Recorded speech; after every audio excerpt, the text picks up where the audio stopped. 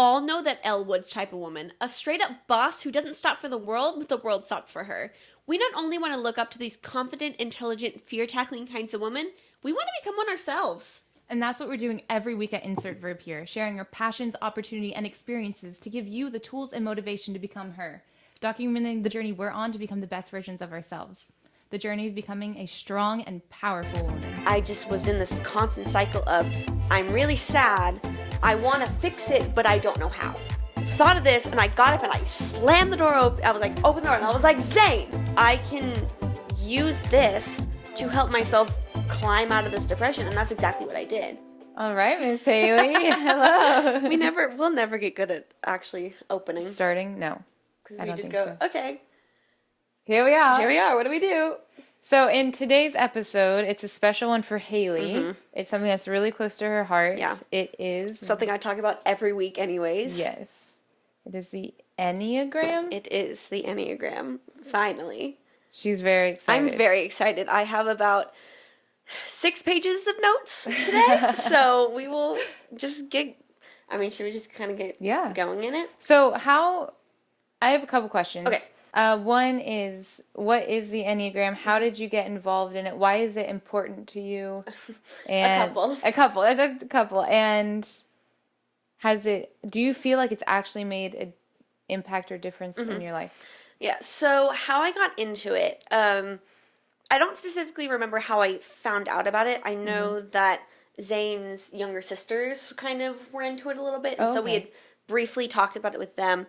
But I remember one day we were with our friend group at Bahama Bucks. And we were like, let's just all take the Enneagram test. And so we did. And we spent the whole night talking about it, figuring out what our types were, typing each other. And just really, that was my first real experience in the Enneagram. Because I had never, ever heard of it. I've heard of Myers-Briggs and your astrology sign or astrological sign or disc. Disc assessment. But I had never heard of that until I started hanging out with you. Yeah, because I love taking tests. I'm the person who will take all of the BuzzFeed quizzes just to find out what grilled cheese sandwich I am. I love things like that. And so I was like, oh, cool, another personality test. Yeah. And then I got into it and I was like, oh, this is so much more than a personality test. What makes it more? What's the difference between that and Myers-Briggs? It's not. Myers-Briggs is a personality test. The Enneagram is an ego test. It does not cover your personality. It covers why you do things that affect your personality, but it is an ego test. It is about your core desires, your fear, your weakness, your motive. It's all about your motivation for doing the things that you do in your life. And so I find it very interesting because it's different from all of the other personality tests that you take because it's not personality test. So really the whole reason this whole episode came about was about a month or so ago.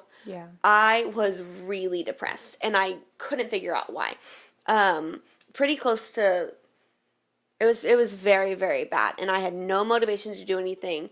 I pretty much neglected every single part of myself and I would just sleep, play video games, maybe eat sometimes if I remembered, and then repeat, rinse and repeat. And so I just was in this constant cycle of, I'm really sad, I want to fix it, but I don't know how. And I would think I would figure out why I'm feeling this way, and then I could never quite get to that point. And so it was about a month or so of this just constant cycle. And then one day, I don't even remember what I was doing. I was doing the laundry. It was something really random.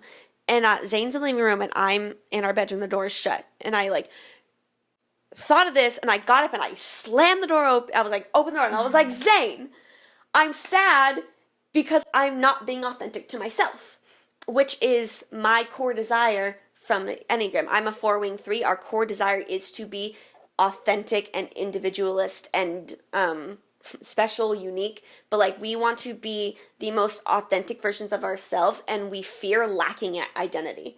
And so when I was neglecting all these things that are really important to me, taking care of myself, cleaning the house, even little things like watering my plants. I didn't water my plants for a month because I didn't have the energy to do it.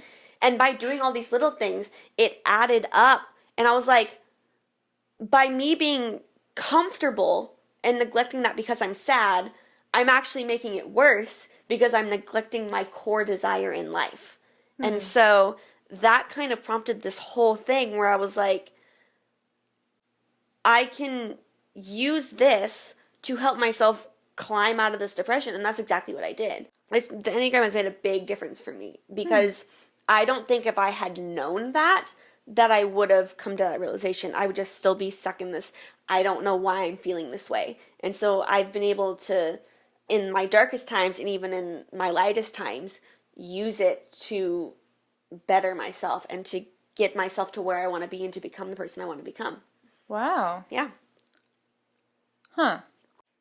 That's so interesting that something, because some people, like I'm one of the people, like even with Myers-Briggs or anything, it's like a good friend of mine, she is obsessed with the Myers-Briggs and she's like, that's who you are, that's why you act this way, da da da da. I can't date someone because they're this type.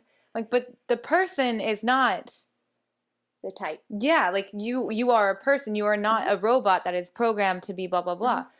So it's so interesting that to me that something that people could just see as another like BuzzFeed grilled cheese thing has made such an impact on you. Well, that's the Enneagram is actually the point of the Enneagram is to outgrow it. Oh. The whole point, because and I'll talk about this a little bit later too. It's what's it called? I don't remember. It's called like levels of. It's basically your levels of health. So the Enneagram is, other than all of the other little bits and pieces of it, which I will go into detail later about. There are the levels of health, and so there's 9 levels. 9 through 7 are unhealthy. 6 through 4 are average, and then 3 through 1 are healthy.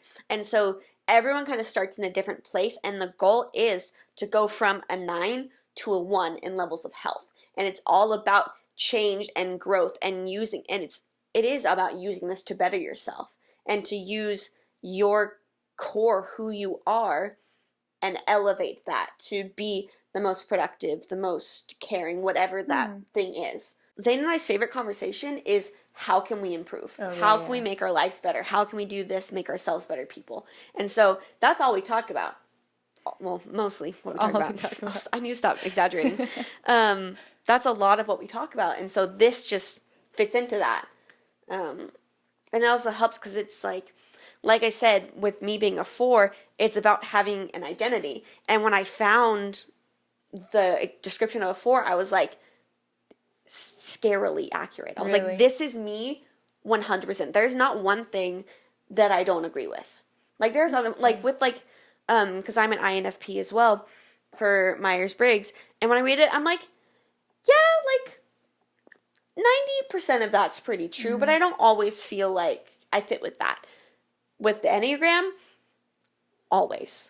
Like, even if, because like I said, there's levels of health. So if you're healthier, you're going to do things that someone who's on an unhealthier level isn't going to do. But you fluctuate. I've been at that point before. So I'm like, I'm not doing that now. But that one, I have been there, and that one 100% relates to me. And so. So what are the different types? What are the different things so you could be? There are 9 types, and they each have their own desire, weakness, or desire, fear, and weakness. Okay. And so, like, type 1 is the moral perfectionist. Their desire is to have integrity, be good, be a good, righteous person, being very accurate and balanced, whereas their fear is being wrong or being seen as evil or incompetent or unredeemable, corruptible, anything like that. And so their core weakness is resentment. And resenting things in their past for feeling bad, corruptible, evil, whatever it is. And then there's type 2, which is what you think I am. That's what I think you are. Okay. The supportive advisor or the helper. So their core desire is to be appreciated, to be loved and wanted.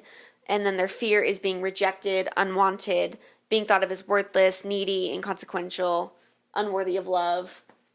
Maybe. Then their weakness is pride. That's their core weakness. I don't know. Okay, keep going. Yeah. We'll see. Well, Keep going. oh, and they're usually generous, demonstrative, people-pleasing kind of people. Oh, yeah. And then there's type 3, the successful achiever. So their desire is having high status, respect, being admired, being successful. And then their core fear is being exposed, thought of as incompetent, inefficient, worthless, things like that. And then their weakness is deceit. Then there's 4, which is mind, the romantic individualist, which core desire is being unique, special, authentic. Fear is being inadequate, emotionally cut off, plain, mundane, defective. Flawed. That's a strong insignificant. word. Okay. 4s are the most dramatic because on my list, I have like words to describe them, and so mine are expressive, dramatic, self-absorbed, and temperamental. Which I'm like, okay. And then our weakness is envy, and envying other people. And so, type 5, the investigative thinker, they want to be capable, feel competent, and their core fear is being annihilated, invaded, not existing, being thought of as incapable or ignorant. Type 6 is the loyal guardian, having security, guidance, and support. And then their core fear is fear itself. Like they really struggle with anxiety, and they want to always have support and be supported. They don't want to be blamed or targeted or anything like that. Then there's type 7, which is the entertaining optimist. These are the really outgoing people. And so their core desire is to be happy and to just be fully fulfilled and satisfied. And their fear is being deprived, trapped in emotional pain, bored, missing out on something. Like they're the definition of like FOMO types. Okay. They like all they want to do is be around where's the party happening? I'm going to be there. Okay. Type 8, the protective challenger, protecting yourself, those in your inner circle. And then their desire, their fear is being weak or being powerless or controlled. This is my brother's type. Okay. Being controlled by people and not being able to, like, they want to be independent. And so they fear lacking independence and having to be bogged down by what society tells them. And then their core weakness is lust or excess. And then the last type is type 9, the peaceful mediator. They want to have inner stability and peace of mind. They are very anti-conflict. They are the diplomats who are trying just to keep the peace. And so their core fear is being in conflict. They do not like conflict. They do not want to be in conflict, and they don't want to like feel shut out by others or overlooked. So that's the basic of the 9 types. And so usually to find out, you can take a test, but the tests aren't really that accurate. They're not, I feel like they're a good starting place, but it's really easy to mistype when you're taking a test. And so why do you think that is?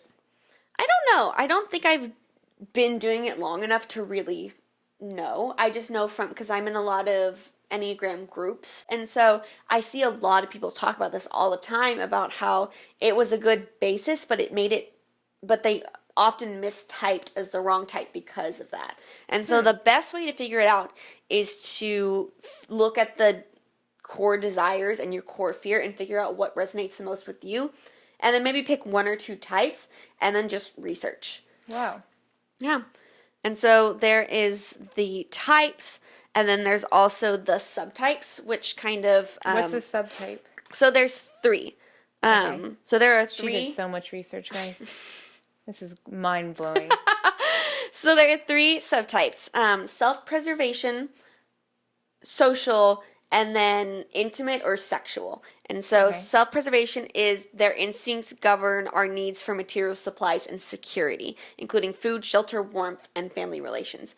Oh, so the subtypes, it doesn't matter what your type is, you can be any of the 3 subtypes. And so if I'm setting up to another 4, we could have different subtypes, and that makes us vastly different people, even though we're the same type and we have the same desire. Okay. And so that's self-preservation. And then intimate or sexual governs our sexuality, our intimate relationships and close friendships, and the vitality of the life force within our bodies. And then social is just need for belonging, membership within the larger group and community. And you can be a mix of two. I'm a mix of social and sexual. And so you can't be all three? No. You can only be one subtype. Yes. This isn't wings. This is subtypes. Okay. Okay. What are you confused about? Well, my question was going to be, you're 4. Yes. So what's the difference? What makes the 4 your core and the subtype your, like, why is it, what makes it a subtype? Like, are you sometimes a 2? Like, no, this has nothing to do with the other types at all. There is your wings, which do have something to do with the other types, but that's not what we're talking about right now. These 3 will go for everybody in the entire universe. Everyone in the universe will be one of these 3, no matter what their type is. Okay. So this is actually, I see. So you're thinking about wings. See. So the idea of wings is you have your core type, which like for me is a 4. Then you have your wing, which is, it can only ever be one of the 2 types that are adjacent to you. So for me, I could either be a 4 wing 3 or a 4 wing 5. And that just, a wing is basically just, think of it as the supporter. It's the secondary part of your personality where you have little aspects of this, but it's not your core. So for me, I'm a 4 wing 3. And so I'm very focused on internal, how I'm feeling, being authentically myself, but then I still want to be successful, but through being the most authentic version of myself. And I want to be, we're very image focused. And so we want, like, so that people, 4 wings 3s want to be, they want to have a good image through being the most authentic version of themselves and being authentic and being unique and individualistic. And so there are it's your supportive role in your personality. That's kind of the backup to who you are. And everyone has one, but it's only ever the one either before or after. Okay. And so you're thinking of the wings. Yeah. This is subtypes, which is different. Anyone can be these subtypes. It doesn't matter if you're a 4 wing 3, if you're an 8 wing 7, if you're a 1 wing 9. It doesn't matter. You will be one of these 3, maybe 2. That's kind of the basic. There's a lot more in depth that I haven't gone into, like integration and disintegration, and just, that basically just means growth or stress. When you are in a growth period, you act more like one type, and when you're in a stress period, you act more like another. Okay. So like when I'm in growth, I act like a 1. When I'm in stress, I act like a 2. And it basically just, it's your motivations change depending on what your mind is going through, even though your core is still the same. Okay. And so that's the basic version crash of all the crash course in the Enneagram. It's a lot. I mean, I guess it's been about 2 years now that I've been looking into this and researching. And so, like, I'm definitely not an expert, but I do know quite a bit. But you're passionate about it. I'm so passionate about this. I think that everyone should know their type because, like I said, it's about becoming the best version of yourself, which is something that I'm passionate about, becoming the most authentic version of myself and to becoming the best version of myself. And I want everyone to become the best version of themselves. Yeah. And so that's why I think this is really important, and I'm really glad we're finally talking about it. She's so excited. I'm so excited. When we came up with this idea, I like jumped out of my seat, like lit up. I was so excited. I've been wanting to talk about this for so long, and so I finally can. It's a good day for It's a good day. It's a great day for me. So for our audience and the people who are listening, and even myself, I guess, since I'm not, the only thing I know about Enneagram is what she has told me about myself. Mm-hmm. I think I may have taken a test, but I don't remember. Yeah. I don't remember what the results were. So how can we, as people new to this, how can we bring this into our lives? Mm-hmm. Should it be something like we're super dedicated to, like you are? Or do you think like, oh, just be aware and you can bring aspects? Mm-hmm. How, like, what? I mean, I think it really just depends. I mean, I would say be into it, but not everyone's going to be interested in that. And so I think use it as a guide. One thing I did do to help you is I made a PDF. And I think you're putting it on the website? I am. So this will be going up on our website for free so that anybody can use this in their life. If you want to look into it and use this for yourself, you absolutely can. And so, like I said, I had that realization of being authentically myself is why I'm being depressed, because I'm neglecting the thing that's most important to me. Mm-hmm. And so we came up with that long list, and I was like, how can I use this idea to help more people as well? Yeah, and so I took awesome. that idea and I made it into I called it the Taking Action Life Sheet. And so it's all about using your Enneagram to take action in your life. And to use it to then find what motivates you and then do those things. Okay. You know? And so, like I said, it'll be free on the website, so anybody at verbofficial.com, mm-hmm. so anybody can go and get it if they want to. It's 100% free, like nothing, no hidden anything. So, you want to do it? Right now? Yeah. Okay. We won't do a ton. Like, okay. So, let's go. Well, first of all, what's your name? My name is Jordan. Jordan. What would you say your goal in life is? Oh, gosh. What do you want to get out of doing this sheet? Out of using this what is your goal and what do you want to get out of it? I mean, I guess it's kind of like what you said with the BuzzFeed grilled cheese, like mm-hmm. just to know more, like, oh, like it might be a pointless thing, but it's kind of funny, it's kind of mm-hmm. fun. So I guess like getting that on paper just to see like what fun things mm-hmm. I could use. See, that's the thing. We're about to get more than just fun, though. We're about to get into... I'm her guinea pig, guys. Fixing your life. Jordan, we're here to fix your life. This is an intervention. You have problems, and we're fixing all of them. All right, let's go. Okay, so free therapy? Free? Well, it's free. Oh, well, that's free. I thought you meant me. I was like, no, you're paying me. This isn't free. Yeah, so I guess we need to start out with figuring out your Enneagram. So you think I'm a 2? I think you are a 2. Do you still think you're a 2? No. Okay. Let me read you my description on 2. Okay. 2s are a feeling-based type with a focus on relationships. They excel at making connections and empathizing with the needs and feelings of other people. Okay, yeah. They are usually good at supporting others and helping bring out their potential. However, turning their attention toward themselves and knowing what they themselves need is much more difficult. Okay. You're like, yeah, that's... But the fear thing you said, I didn't resonate. Being with rejected fears. and unwanted, being thought worthless, needy, inconsequential, dispensable, or unworthy of love. Yeah. I mean, yes, but I feel like that just on an average human. This is your problem with any personality test. You go, yeah, but like everyone's like that. I'm like, Jordan, it's not the point. It's not because I wrote this down too. Because I wrote down things to remember. Like you said, okay. Your type never changes. But you can possibly mistype. The types are universal and completely gender neutral, so it doesn't matter how you identify. The types will still identify with anybody. Okay. Not everything in your type will fit you all the time, as we fluctuate between unhealthy, average, and healthy. That's what I said earlier too. And then numerical ranking is not significant. Hell.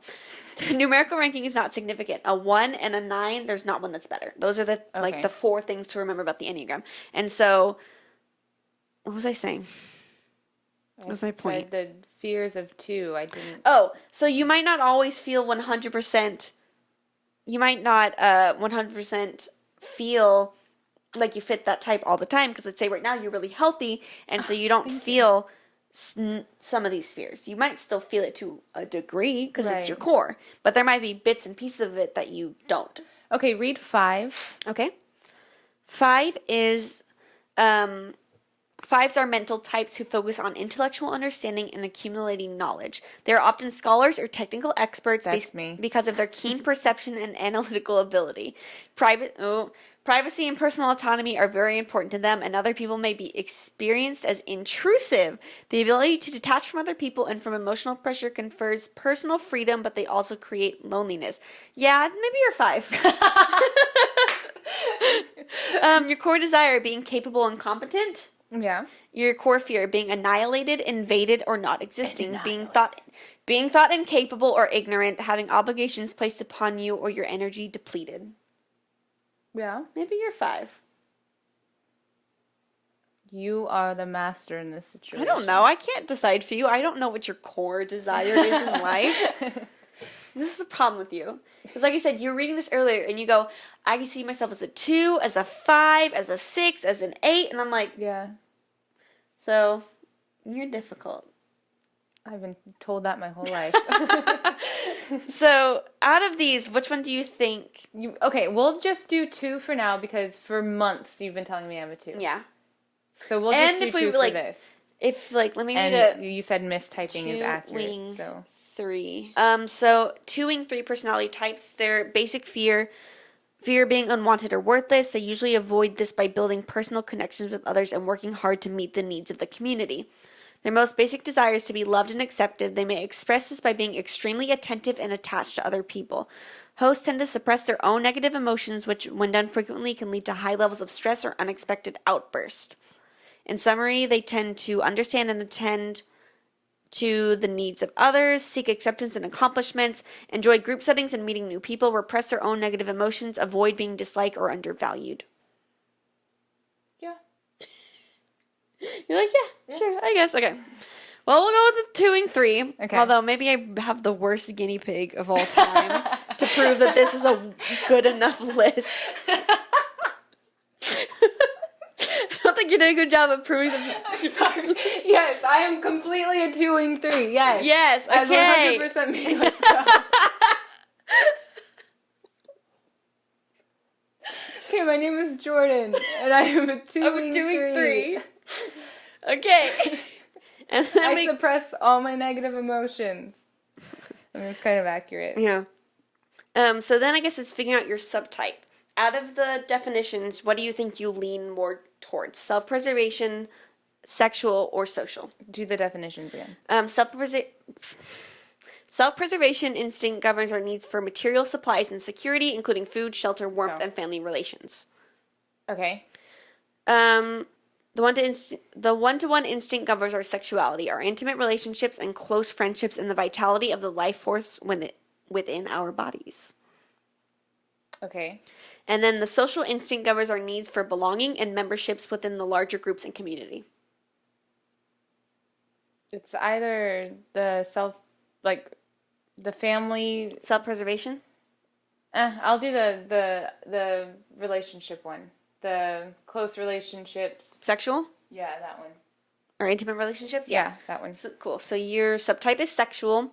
And then... That's so weird. Okay. Intimate. Is that better? Yeah. Is that better for you? Your subtype is intimate. And then, like we said, your core desire... Pull it up again because I don't have it memorized. Your core desire is to be appreciated and loved. And then... Okay. Yeah. Yeah. Yes. Yeah. I feel like we're just gonna cut this whole part and just not have you, just not do any of this. Go. Maybe you should fill it out for yourself. Great idea. She hates me right now. Okay, go. Keep going. Do you feel like your core weakness is pride? No. Really?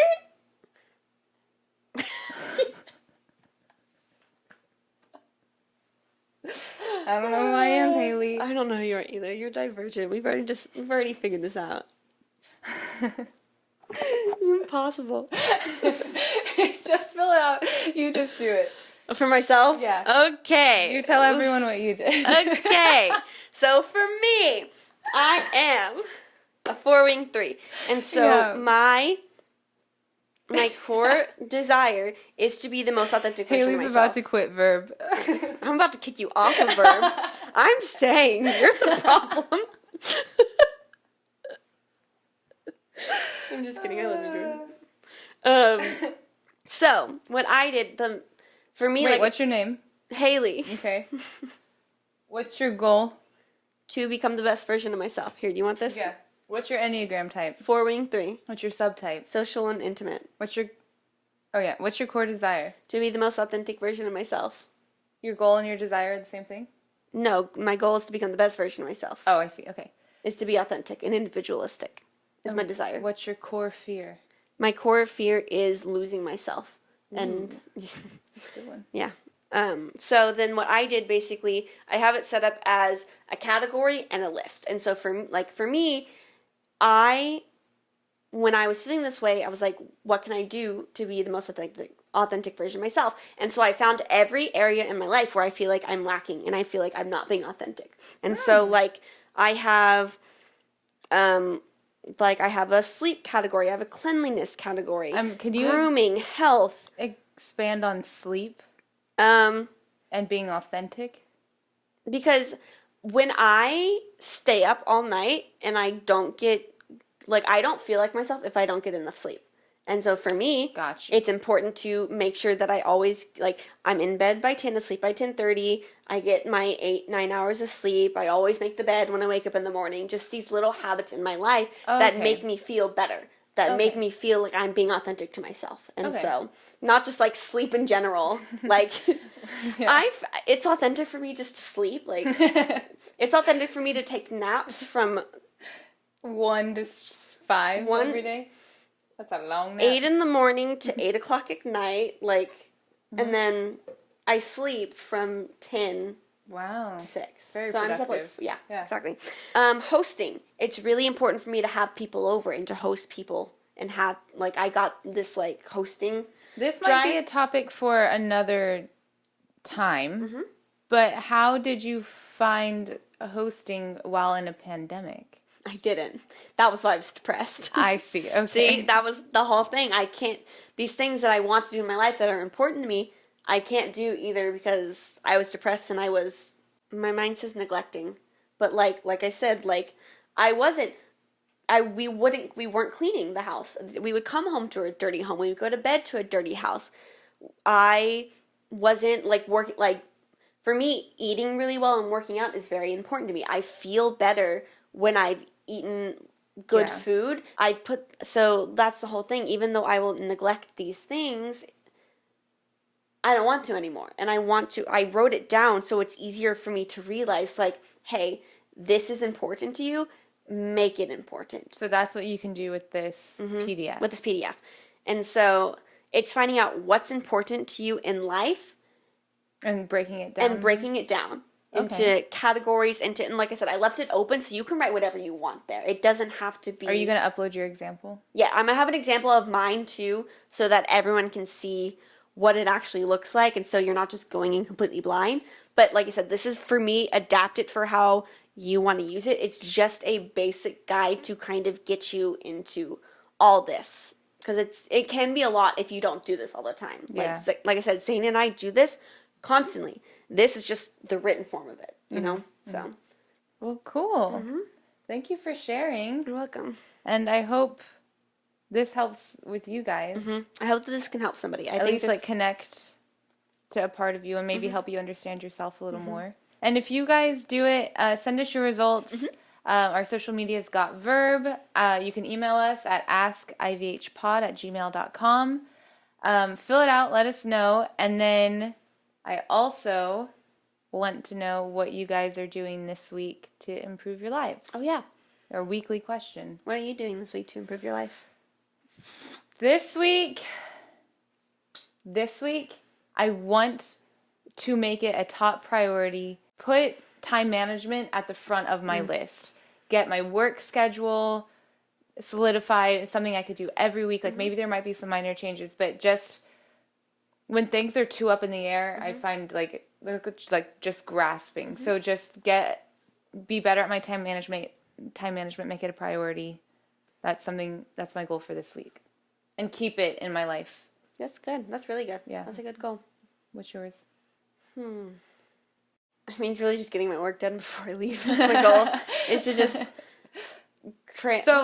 So that would be getting those responsibilities out of the way, so when you can enjoy your trip, because that's without things weighing on you. Because we said, we want to be able to just not turn off our phones, but put them out, not focus on them, and just be able to have our entire vacation to just relax, because that's what we need. That's what we've been missing. And so so really just making sure I can get everything done to the best of my ability before I go on vacation and leave. So that's my goal. Good.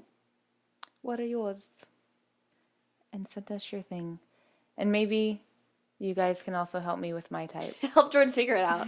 She's hopeless. Make sure to check us out on social media at GotVerb or at our website, verbofficial.com. And send us your questions at askivhpod@gmail.com. We post new podcast episodes every Monday, so subscribe to Insert Verb here so you can insert verb into your daily routine.